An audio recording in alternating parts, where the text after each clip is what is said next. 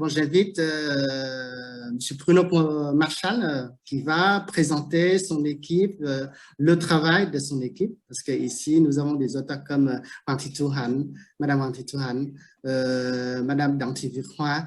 Vous faites partie d'une équipe internationale, de recherche internationale. Donc, j'invite M. Bruno Marchal. Merci Chung et rebonjour à toutes et à tous. Alors je vais présenter donc l'équipe rapidement, le travail qu'on a mené donc depuis déjà 2019, donc avant la pandémie. Ce n'est pas une équipe qui s'est mise en place à cause de la pandémie, ça l'était déjà avant. Et nous avons même commencé à faire cet apprentissage hybride tout au début de la pandémie, mais en fait c'était pas un moment où les pays étaient fermés, où on en parlait beaucoup, puisque c'était en mars 2020. Alors, je voudrais d'abord juste corriger le écran plus sur ta diapo, Jean, parce que c'est un E, puis un C, puis un H, un R, un A, un N et un plus. Et écran plus, ça signifie, donc c'est un acronyme, ça signifie expérimentation collective, hybride, de ressources d'apprentissage numérique et ça justifie le plus, plurilingue. Voilà, donc c'est un apprentissage hybride avec une plateforme autour de ressources, donc en 3 langues, français, anglais et vietnamien. Et notre propos, en fait, c'est d'analyser les usages donc, des apprenants par rapport à la crédibilité qu'ils accordent aux ressources. Voilà. Alors, cette étude, c'est un partenariat donc, entre 4 universités, l'université de Rouen en Normandie, avec M. Ghislain Chasme qui doit dormir à cette heure-ci, M. Éric Delamotte qui doit aussi dormir à cette heure-ci, Hua qui est ici, qui vient de Hanoï, l'université de Hanoï, Han qui vient de l'université de Hue, et puis donc moi-même de Thammasat, Bangkok. Et cette étude donc, a bénéficié d'une subvention de coopération scientifique de l'ambassade de France au Vietnam, via le SCAC, sous le projet donc, intitulé « Littératie numérique et plurilingue et pluriculturelle », donc présenté par l'université de Caen-Normandie, sélectionné en 2020. Voilà, c'est un projet qui bénéficie à la fois d'un soutien financier de l'ambassade de France, du SCAC au Vietnam et puis de Caen-Normandie, ainsi que des bourses de plusieurs membres de nos universités, puisque on a présenté, donc moi par exemple j'ai présenté mon projet à mon université, j'ai sollicité une bourse que j'ai obtenue, Han aussi, moi je ne sais pas, je ne sais plus si elle avait proposé. En tout cas voilà, on est bénéficiaire donc, de soutien financier, ce qui est intéressant quand même pour pouvoir s'organiser du point de vue international. Donc on a organisé notre recherche en plusieurs phases, que nous allons détailler en fait, puisque on est 3 à présenter chacun une partie du dispositif. Donc la première phase, c'était d'abord de créer le module de formation. Il est structuré en 3 blocs. Vous verrez cela avec l'intervention de Han, qui vous présentera comment est articulée donc, à la fois la plateforme et puis les blocs d'apprentissage, sachant que nous avons choisi une plateforme que tout le monde connaît, qui est Google Classroom, mais après discussion entre les membres de l'équipe. La deuxième phase, c'était l'objectif de produire une évaluation multivariée de littératie médiatique des étudiants. Donc, on avait à la fois des activités de réception par rapport aux ressources et des activités de production. Et sur ces activités de production et de réception, tout ce qui est téléchargé sur la plateforme sera récupéré pour ensuite être intégré dans le logiciel NVivo que je présenterai tout à l'heure après Han. Alors la première séquence a eu lieu en mars 2020, je l'ai dit tout à l'heure, de mars à juillet. Ça a été un petit peu long, mais parce que c'était en fait le pré-test, ce qui nous a permis de corriger ensuite les modules. Et puis, donc, la deuxième phase d'expérimentation proprement dite, s'est déroulée à l'université de Hanoï avec moi comme tutrice enseignante, et donc en hybride de septembre à octobre 2020. Voilà. Donc ça, ce sera tout à l'heure Hawa de présenter cette partie qui entre vraiment dans le vif du sujet d'aujourd'hui. Et donc, je l'ai dit tout à l'heure, pour ma part, ce sera de présenter le logiciel NVivo qui nous a permis d'intégrer tout un ensemble de données qui sont nombreuses et puis donc de faire quelque chose dans une approche heuristique. Donc, j'expliquerai c'est quoi tout à l'heure, mais si je veux définir rapidement, c'est une manière de visualiser les choses pour pouvoir ensuite interpréter et mieux comprendre comment se passent les liens, les relations entre toutes ces données. Voilà, donc j'ai terminé. Merci de votre attention et puis à tout à l'heure.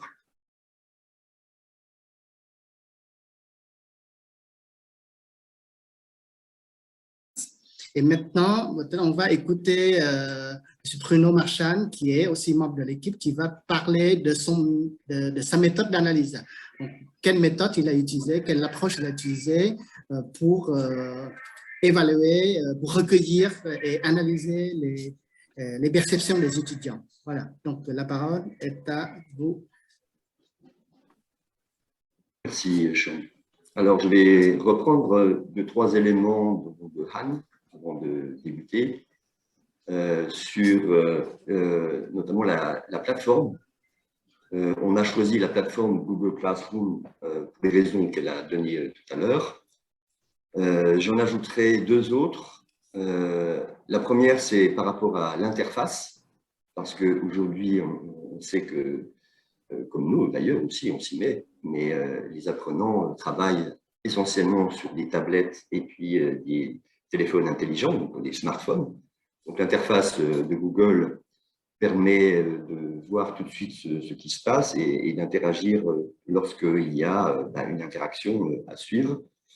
Et puis, l'autre avantage qui est toujours lié à celui-ci, c'est par rapport aux affordances. Donc, les affordances sur un téléphone, c'est lorsque votre téléphone vous signale par un signal sonore, bien visuel, que quelque chose se passe lorsque quelqu'un a déposé, lorsque quelqu'un pose une question sur l'environnement Google Classroom. Voilà.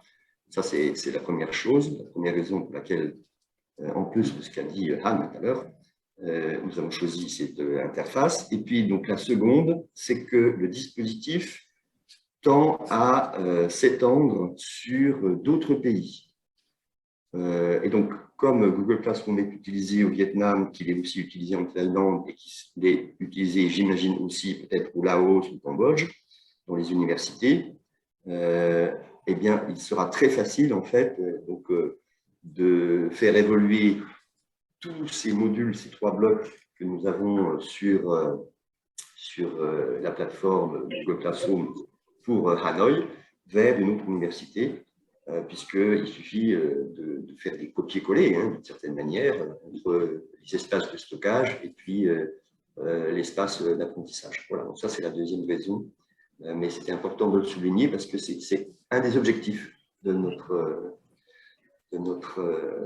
recherche. C'est vraiment d'aller plus loin que de faire une expérimentation au Vietnam.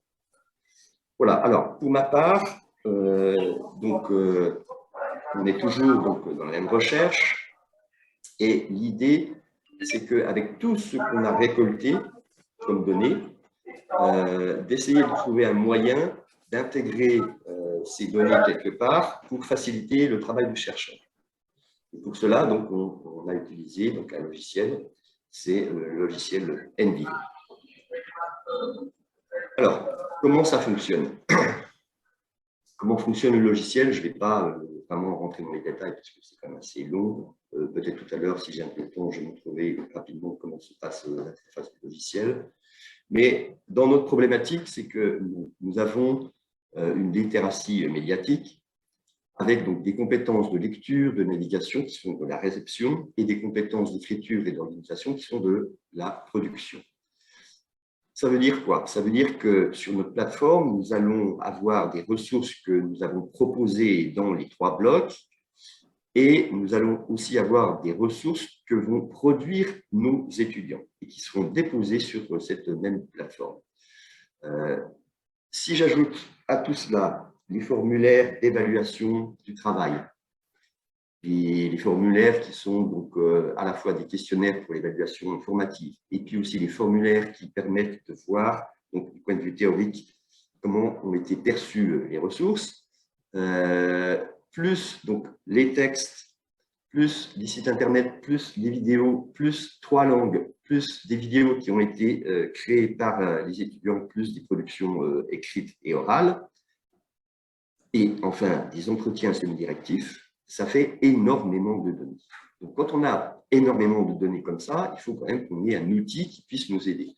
Alors, on peut travailler évidemment en équipe quand on se voit en présentiel, mais quand on est à distanciel, ce n'est pas toujours évident de travailler en équipe à partir d'un même logiciel. D'abord parce qu'on ne peut pas le partager, en fait, sauf à payer des sommes qui sont quand même assez conséquentes. Et donc là, moi, j'ai pris le parti de l'utiliser moi et de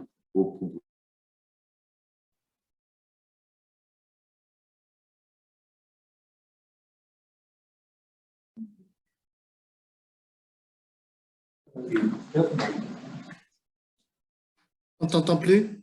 C'est de son côté. Le titre comporte… Voilà, ça reprend. Ah, il y a eu une coupure?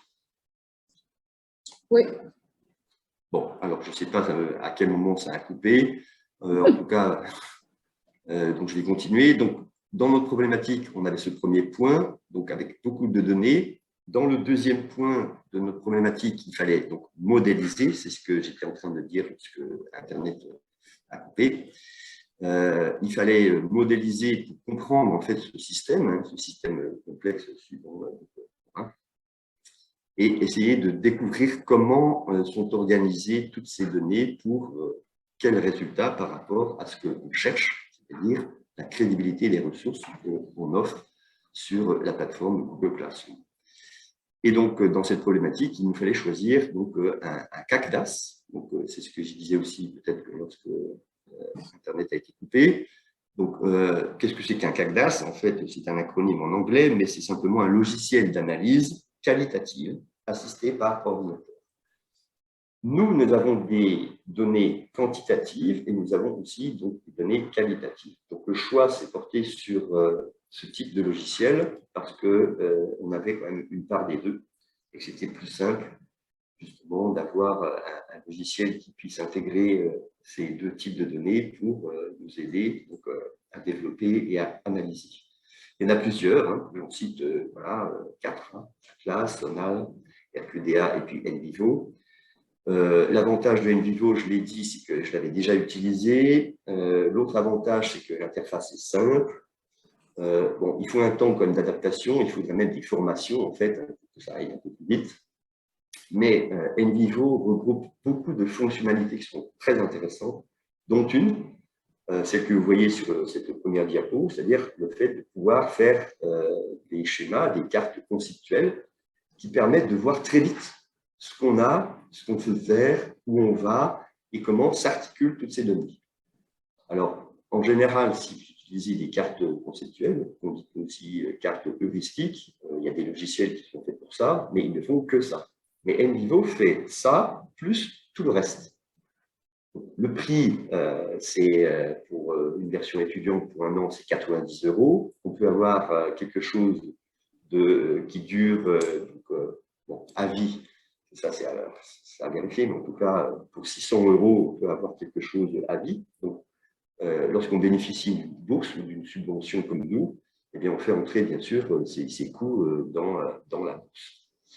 Voilà. Donc, sur cette carte conceptuelle, hein, vous voyez que tout ce qu'on a, on a 54 cas et un cas, c'est la terminologie de NVivo, représente en fait un étudiant. Et donc, un cas, un étudiant, donc, lit des sites internet, enregistre des films vidéo, lit et rédige des textes PDF et .x avec Word, et puis visionne des vidéos, répond à des entretiens, renseigne des formulaires et complète aussi donc, des formulaires d'évaluation formative. Voilà, donc ça fait pas mal de choses, d'où l'intérêt d'avoir un outil. Bon, c'est vraiment aussi un point sur lequel je vais insister, c'est que NVivo est un outil. Ce n'est pas NVivo qui va vous faire découvrir comment ça se passe. C'est l'outil qui va vous permettre peut-être de découvrir, je dis peut-être parce que ce n'est pas toujours certain, mais en tout cas, il peut quand même aider à la découverte. Ce qui est le sens de heuristique, justement. Donc, j'y viens. Donc, dans notre cadre théorique, on a 3 éléments principaux. Donc, le premier, j'y reviens pas puisque Anne en a déjà parlé, et puis je pense que là, Vietois en reparlera aussi après moi. Donc, c'est l'apprentissage hybride, donc blended learning en anglais, donc, qui existe depuis 2005, qui a été formalisé donc, dans le monde francophone par PRIA en 2006. Et c'est grosso modo ce qu'a dit tout à l'heure notre collègue, s'il était intervenu, c'est-à-dire, et puis aussi Chong, on a parlé, sur le fait donc d'avoir un mix, un mélange donc, de parties en présentiel, à distanciel, et puis donc des parties qui sont synchrones et asynchrones. Voilà, pour résumer, je n'y reviens pas parce qu'on en a déjà parlé et on va en reparler encore. Le deuxième point théorique, donc là, qui est vraiment le fondement de notre recherche, c'est la crédibilité. Alors, la crédibilité, il y a beaucoup de choses sur la confiance qui est accordée justement sur les ressources qu'on peut proposer. Alors, il y en a tellement qu'il a bien fallu choisir. Nous, on s'est positionné à la fois par rapport au SIC, donc aux sciences de l'information et de la communication, puisque nous sommes 5 chercheurs en SIC, et aussi par rapport donc, au français et langue étrangère, en tout cas à la didactique du FLE, pour essayer donc, de voir s'il était possible de trouver des points d'ancrage communs entre les sciences de l'information et de la communication et la didactique du FLE, par rapport donc à la crédibilité des ressources, à la confiance qui est accordée à la ressource que l'on propose ou qui est créée. Et parmi tous ces éléments, donc, pour dire rapidement, par exemple, en SIC, Matthews propose une cartographie avec, on va dire, une trentaine d'éléments. Lui, il situe tout ce qui est au niveau de la source documentaire, tout ce qui est au niveau du document qui est véhiculé, tout ce qui est ressenti au niveau de l'interface d'accès au document et tout ce qui est au niveau du récepteur de l'information, suivant un schéma communicatif assez simple, hein, finalement. Et puis, au niveau donc, de la didactique du FLE, des langues étrangères. Non, est-ce que tu peux aller un peu plus vite parce que tu passes déjà une dizaine de minutes. Ah, déjà, oh, pardon. Alors, et donc, parmi tous ces indicateurs, on a choisi 3, utilité, utilisabilité et accessibilité, et qui seront détaillés, je pense, aussi par Wa tout à l'heure. Et donc, le troisième point, c'est le point qui est heuristique. Donc, pour faire simple, le point de vue heuristique, c'est le fait d'avoir donc une visualisation par un outil, donc une carte conceptuelle, d'un ensemble de données pour essayer donc de créer de la compréhension. Voilà. Là, je fais très simple, mais c'est ça. Et puis, de toute façon, comme vous aurez toutes les vidéos, si jamais, et puis bien sûr les communications, vous pouvez toujours vous référer plus tard à tout ce qu'on a dit pour essayer de rentrer dans le détail, y compris dans les questions et les réponses qu'on va apporter après ça. Alors, la méthodologie, vous la voyez ici. Hein, donc, nous avons des données brutes. C'est ce que vous avez vu sur la première carte conceptuelle. Nous avons identifié des concepts initiaux, ceux que j'ai montrés juste avant, c'est-à-dire utilisabilité, acceptabilité et utilité. Et lorsque on intègre toutes ces données brutes au regard de ces concepts, alors donc, on peut les organiser dans le cadre théorique de l'analyse. Lorsque c'est organisé, lorsque tout est intégré dans le logiciel, alors on peut établir des typologies par codage. Alors on code par rapport aux thèmes que nous avions déterminés, c'est-à-dire les 3 critères que j'ai cités tout à l'heure, et aussi on code par rapport à ce qu'a dit tout à l'heure Han, c'est-à-dire ce qui a été perçu, ce qui a été vu, non vu, ce qui a été apprécié, ce qui est ressorti en fait des phases de pré-test et d'expérimentation et bien sûr des entretiens donc semi-directifs. Tout cela, une sorte de remue-ménage numérique, permet donc de voir toutes ces données dans une matrice, celle du cadre théorique que nous avions défini, et donc de manière heuristique, c'est-à-dire visible. Et grâce à cela, alors, émergent des thèmes que nous pouvons interpréter. Alors, je passe, et je montre donc un exemple. Donc, à partir ici, vous voyez que ce bloc, donc avec des couleurs, donc tout ça, c'est généré dans NVivo. Ce diagramme, en fait, hiérarchique, donc, permet donc de voir les références d'encodage de toutes les ressources qui ont été intégrées dans le logiciel. Donc, vous voyez que, par exemple, il y a des mots, comme le web social, le web passif, mais il y a aussi les critères, on a vu, celui-ci, utilisabilité, et parmi ce critère, eh bien, on voit qu'il y a extrêmement adapté, très adapté et adapté. Voilà. Et donc, tout ça permet de voir et d'interpréter. Alors, je passe aussi, puisque mon temps est déjà bien avancé, bien entamé, et j'arrive donc à la conclusion. Donc, je passe sur les résultats, puisqu'en fait, Tietua en parlera, mais disons que, pour conclure, grâce à ce type de logiciel, donc on peut coder à partir de concepts et d'hypothèses qui existent dans la littérature. Donc, on lit, on théorise, on cherche les thèmes et on code. C'est un processus itératif continu, donc c'est sans arrêt. Ensuite, donc, cette approche heuristique avec NVivo donc, permet donc, à la fois d'envisager une approche à partir de thèmes prédéterminés, c'est ce que j'ai dit, dans un processus déductif. Donc, on cherche à partir de ce qu'on a, quelles conclusions on peut apporter, et puis donc des thèmes qui émergent dans ce processus inductif, donc visualiser ces thèmes par toute cette approche heuristique de cartes, de schémas, de diagrammes. Et donc, vraiment, je peux vous l'affirmer, hein, même si les résultats, ils sont ce qu'ils sont, c'est-à-dire qu'on peut avoir des résultats, puis on peut avoir de pas résultats, mais c'est vraiment un outil qui permet d'aider lorsqu'on a un grand tri à faire parmi de nombreuses données qui soient à la fois quantitatives et qualitatives.